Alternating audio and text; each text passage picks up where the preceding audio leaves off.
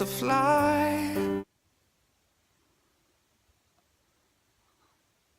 Man of Steel.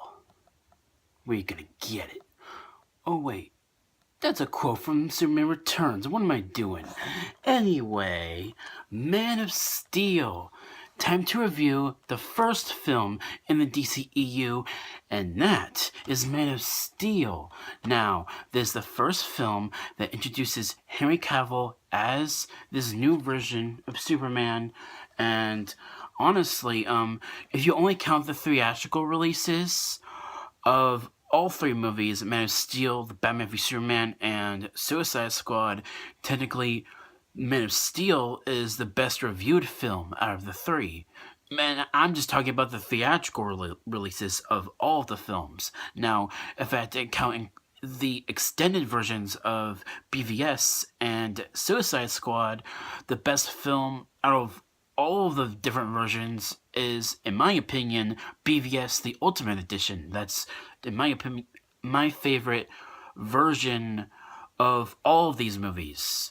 But Man of Steel is considered the best reviewed film out of the theatrical releases, and in my opinion, it is better than BVS and Suicide Squad, in my opinion, because it is a much different take on Superman, because it's a more realistic, it's more grounded, very Nolan-esque, because Nolan does produce this movie, so it's the same guy that directed the Dark Knight trilogy. So, yeah, there's that. And there's Zack Snyder. He's a very visual director, you can say. So, the movie looks great. The movie looks amazing. And especially some of the fight scenes are also really impressive. Like, this movie, it looks really good. Excuse me. So, yeah, this movie, it looks really good. There's a lot of really good action set pieces. But it does have some weaknesses. Like, it doesn't have, it's a little slow paced at times, and there are moments where you're just kind of get bored a little. Just in some parts when it's just talking about like the flashback sequences when Clark is younger, but it's just some of those scenes. There are some slow-paced scenes in this movie, and another thing about this movie is that not all the characters are fleshed out very well. There's not much character development with most of the characters in this movie. I mean, I enjoy the performances.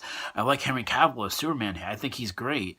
And I also really like Lawrence Fishburne as Perry White. I think he's pretty good as Perry White.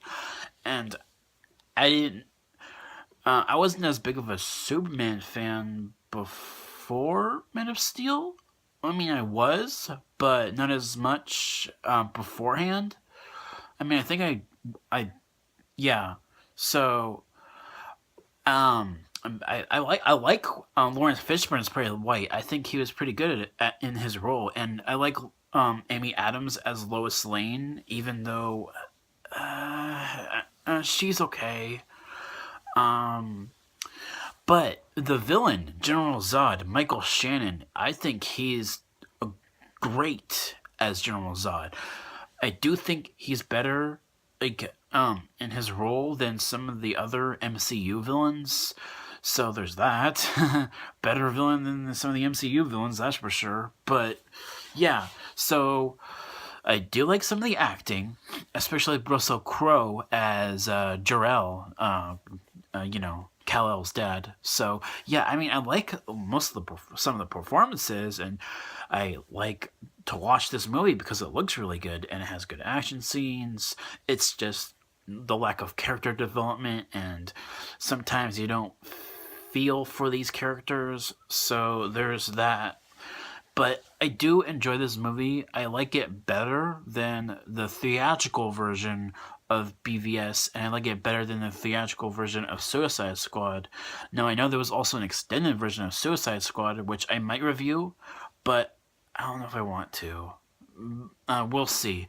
But yeah, so Man of Steel is an enjoyable movie, and it's not the greatest film ever, but it's a good movie in its own right, and it did really well bringing Superman into this more realistic world and rebooting the franchise for a new generation. And I really like mostly this movie mostly, but it does have its problems. So my grade for Man of Steel is B minus. That is my grade for Man of Steel. So thank you guys so much for watching.